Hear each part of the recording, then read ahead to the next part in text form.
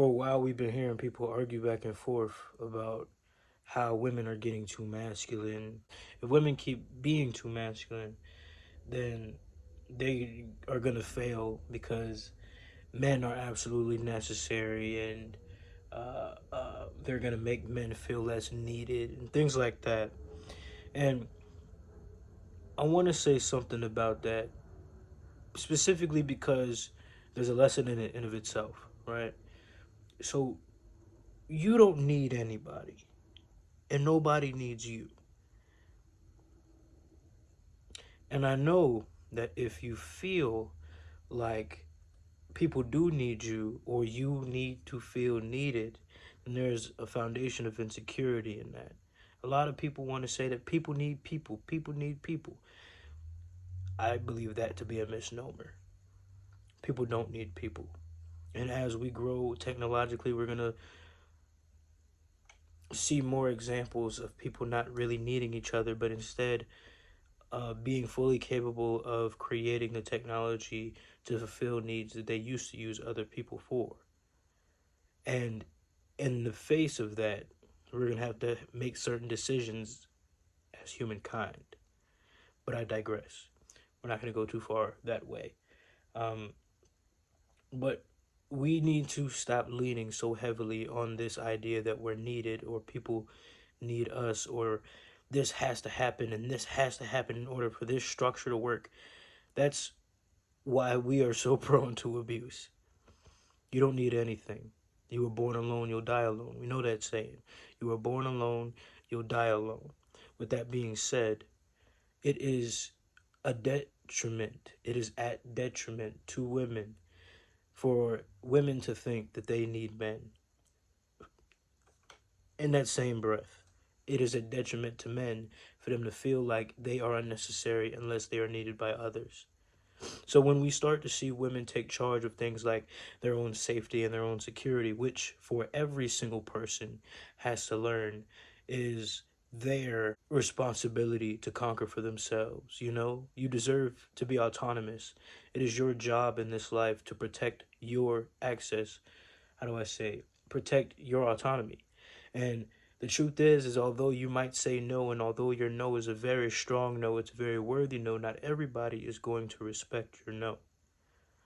And so when we understand that, and we understand on a foundational level how important our own autonomy and maintaining our own autonomy and freedom is, then we'll start taking it into our own uh, uh, account, right? And being accountable to ourselves and growing our ability to prevent other people from being able to take control of us, impose themselves on us, and take away our autonomy. It is everybody's personal responsibility to maintain their autonomy, to maintain their privacy, to maintain their security, to maintain their all around safety. Men have to learn it. That's when they say things like better caught with it than without one, you know. And of recent, we've seen more women doing things like getting their concealed carry license and keeping it on them and things like that. And I think that's very important. But as I started to see more women take charge of their own security, take charge of their own safety, I've seen so many men call them masculine for it and then try to treat them as if they're less than women for not remaining the docile, victimizable person that the patriarchy has said that women must be in order for them to be deserving of companionship and in order for their womanhood to be respected. So once I see this, then I also see other women coming around and saying, yes, we must be this. You keep being masculine, that's why you keep attracting gay men, things like that. Very strange things to say, but I digress. We see folks saying things like that, and I think it irritates me most because we are moving in the wrong direction when we should start to um, pay attention to things from a different angle. It's very real for us take heed to the way that women are starting to part ways with how patriarchy is trying to define their place in the world and taking charge of their own safety and their own security. And if that makes the men feel insecure, like I said before, we are personally responsible for conquering our own uh, security. So if another person doing what they need to do to secure a happy life is making you insecure, then that's something that you need to work on. That doesn't mean that they should be silent about the fact that they're frictive with it. That also doesn't mean that women should take a step back from taking charge of their own safety and being like, oh, sorry, doing that thing that makes me more safe makes you feel insecure, and that's not right considering that I expect to be romantically in a relationship with a man, so I am going to be less dangerous, be less dangerous, be more submissive, and allow for myself to be something that you consider attractive. That's very strange, and that's also holding everybody back. I was thinking about this earlier, right? When we talk about change, when we talk about shifting how somebody is, shifting how boundaries are, let's say you're in a relationship, right? And you've been in that relationship for a while, and you've had the same boundaries in that relationship for a while, but then you take a step back, you reflect on that relationship, and you realize that there are some things that you want to change about it. When you put, speak up that first time, right? It might be acknowledged, it might be ignored. And you got to see it like a little wheel. If you know the Wheel of Fortune tarot card, you got the wheel. So you might set that first boundary, and it like clogs up that wheel a little bit. And then the situation moves on. The wheel is still going the same way, right? You make another boundary, it clogs it up. Now it's like, this keeps clogging right here. I don't know what's up with that. It keeps going. It takes you consistently being like, no, we are turning a different direction for that wheel to start going a different way. You know what I'm saying? So when women are starting to make that shift and they're saying, I'm tired of being victimized, we remain docile, we remain petite and feminine, and all that left us was being victimized in the hands of the men that decided that they were going to take advantage of the fact that that is what women are being taught to be and become, being disregarding of the no's of those women. So when a woman is making that decision that they're going to make that shift, it is then the man's decision to say, wow, women are going about things not centering attracting men. This is confusing us. You know what I'm saying? We need to make sure that we start to define our worth, define our place in the world outside of the way patriarchy has taught us our place is, and start stepping into how we decide we want to be in this world. Now, men could go and make that decision, or there could be a toddler that's mad because their parent is finally starting to hold them accountable, right, and start stomping their feet. Now, in the scale in which we're speaking, right, men stomping their feet might be uh, a lot more violence against women. So this either could turn into um, worsening the issue that was trying to be fixed, right, or altogether heightening the visibility of the problem that was trying to be fixed. So that's then when I move on to the fact that when this wheel starts to shift, right, and we start to deal with the friction of that wheel getting clogged up the way it was, we're going to have to start having a general consensus to the point where every woman, or for the most part, 9 out of 10 women, are being trained to handle with this new friction that is going to come about because the way that women are interacting with men is different now. It's going to require that we essentially women start taking charge of training each other, because you can't go and over here a fella tries a woman and she's not equipped, and then a fella tries a woman over there and she is equipped, and then he tries a woman over there and she's not equipped, because all of that friction that he felt when he went against the woman that was equipped is going to be pushed onto the woman that wasn't.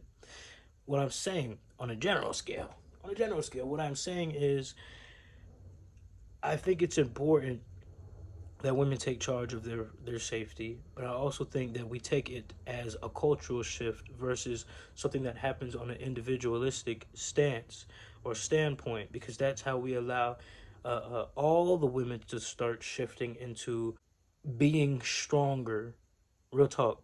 Being stronger, being more capable of keeping themselves safe.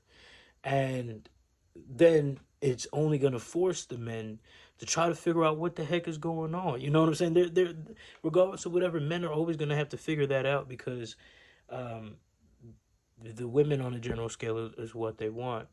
It reminds me of the conversation around divesting from men and how a lot of people think that the way that women get what they need, the way that women get to a state of being respected as a respected group of people, is them divesting from men. And I believe that that's very real and very true. But I also believe that intention is everything. And too often, are people saying that they want to do that, but they don't fully understand exactly what that looks like. They don't really believe that that's something that could happen. So they're not coming at it from a perspective of somebody that believes it can actually come about. That the way that men interact with women on a general scale, for the most part, is going to shift. They don't really believe that. So, like, if we were to play in our imagination and lead with hope and faith rather than doubt, you know, and visualize what a world would look like where a woman could walk out and she could speak to somebody and she could speak to a man and the man not immediately sexualize her, and um, she can walk on her own and a man give her an advance and she says no and he says okay and then walks off respectfully. If we see a world that's like that, we understand that there are some things, right, from what that world looks like and what the world is today. There's some things in between that needs to be shifted. There needs to be an understanding that the woman is able to protect herself so that anytime she stands up for herself, she doesn't look like or feel like an easy target. And I'm not saying that a woman needs to do this, a woman needs to do that, but instead that, oh, the woman has been manufactured socially as that exact thing of somebody who's sweet, somebody who's nice to be around, and somebody who's also easy to victimize. If she denies somebody access, easy to victimize, easy to be taken. You can look at all the games, the movies. Who's getting snatched up most? The women. And then on the other side of that, you see people sending women to classes to teach them how to fold their napkins properly, teach them the ladylike way to cross their legs, things like that. And I'm not at all saying that that's, humans love to play dress up. Play dress up, that's fine. But it's a misnomer to think that women should not be able to protect themselves. It's actually not consistent in any way socially.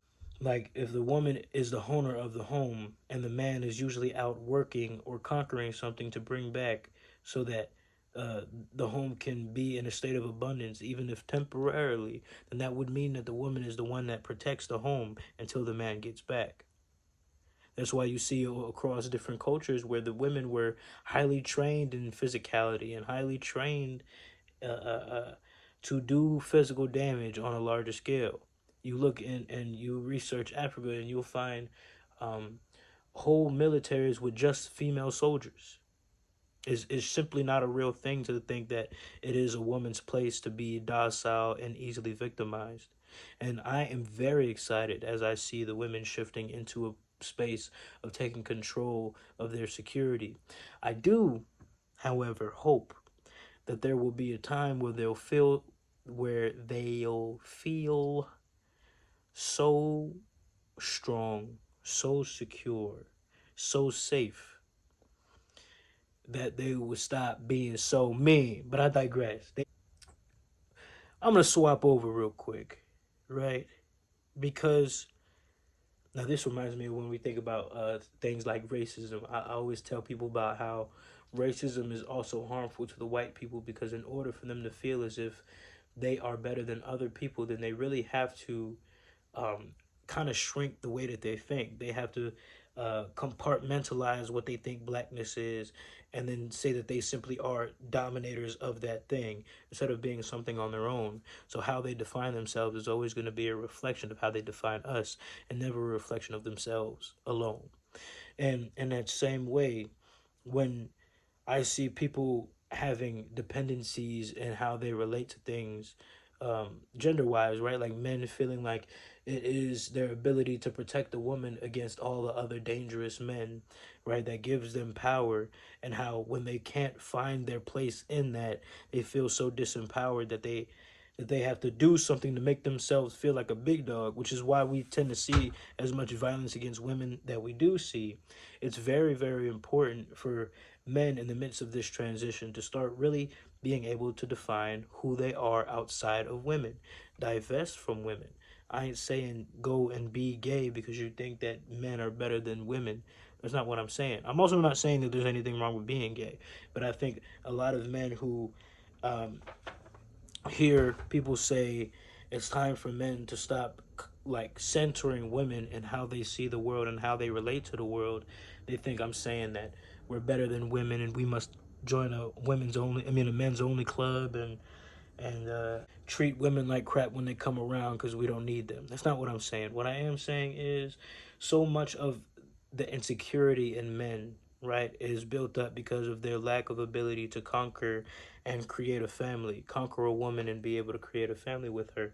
And as women move away from feeling as if they are that docile, weak gender, it's going to require that men relate to women in a new way, a new way. Like I said before, and this is where we're gonna bring it together. You don't need anybody. A woman doesn't need you, and a lot of people get really confused around relationships, right? Because how does a relationship work if you don't need them and they don't need you? And the simple answer to that is you should never want to be needed. You should be wanted. I want to be able to know that you will survive without me. That makes me feel afraid of life. Not like scared to leave the home, but almost like shifts happen. You know what I'm saying? We can't keep building relationships with the foundation of this fantasy world where nothing will shift, nothing will move, nothing will change, and you will always be here the way that you are now, and I'll always be here the way that I am now. And it's not the reality of it. So through these shifts, through these changes, you need to know yourself enough. You need to love yourself enough. You need to believe in yourself enough to be able to survive, to be able to remember what it was before we met each other, and to be able to remember that you will still be after me. So that when we are stuck, when we are done with that stickiness of codependency, of that, oh no, like if you leave, I don't know what I'll do, right? When we move on from that, when I know if I wasn't here, you'd be straight, and still you pick up the phone to call me, right? And still you pick up the phone and plan for us to come meet each other and for us to commence together. You know, that's really where the pleasure comes in. That's where the real worth comes in. You'll be just fine without me. I'll be just fine without you, okay? God made me on my own. I believe that there's an abundance of experiences in the world. I believe that there's an abundance of people that I can grow beautiful relationships with. I don't feel like there's a lack of opportunity for me to be able to go out and create more from all that God has created and create more from all that I have created. I mean, there's so much in this world. I don't feel like this is all that I'll ever be able to have, and yet I still choose to be with you, and yet I still choose to spend my time with you, and yet I still choose to build with you, because I also understand the worth and the value of it and of itself, of what this is and of itself. I'm not so parched to see all that exists because I am not satiated with what um or from what you and I have, you know what I'm saying? And so I choose to stay. And so I choose to continue to build this beautiful thing. And I don't at all feel like I'm being held back from all that exists. And I'm not at all feeling like this is all that could ever exist when I choose to continue on this all the way into my elder years. You know, it's about leading from a place of abundance. There is no lack. There is no scarcity in love. There's no scarcity in experiences. There's no scarcity in intimate compatibilities that exist in the world. There is no scarcity. There are many more that could love me just as good, if not better than you, and yet here I am. And I'll be good if I walked away, yet here I am. We are 10 years into this relationship, yet here I am. You know what I'm saying? And I've seen many beautiful women as we pass on, and every time I see them, all I think about is that person right in front of me, because I know that I have something great with me and I appreciate it, from places that are deeper than just the cardinal reality, the cardinal experience. You know, it's more than the body; it's the spiritual connection, it's the intellectual connection that I appreciate. And so that means that when we commence, you know, when we have our mutual experience of appreciation, it's a whole nother moment than what uh, I could possibly have with a brand new spanking person. So there's value in this. I can see the value. I can see where it benefits me, and that's why I choose the relationship. Not because I need you, not because I don't know what I'd do without you, not because this is all that I could ever have, not because this is the greatest thing I've ever dreamt up, but because this is genuinely what I want. Point blank and period. I don't need to be like, there's nothing more. This is the last cup of water in the universe. You know, it's it ain't gotta be like that. And so many of us feel like that is what true romance is, because we be, I'm trying not to deflect over to the side. But that scarcity stuff, it don't come from us. We can learn from it, but we can't keep basing our lives off of it. You know what I'm saying? There's so much. There's so many beautiful people in the world.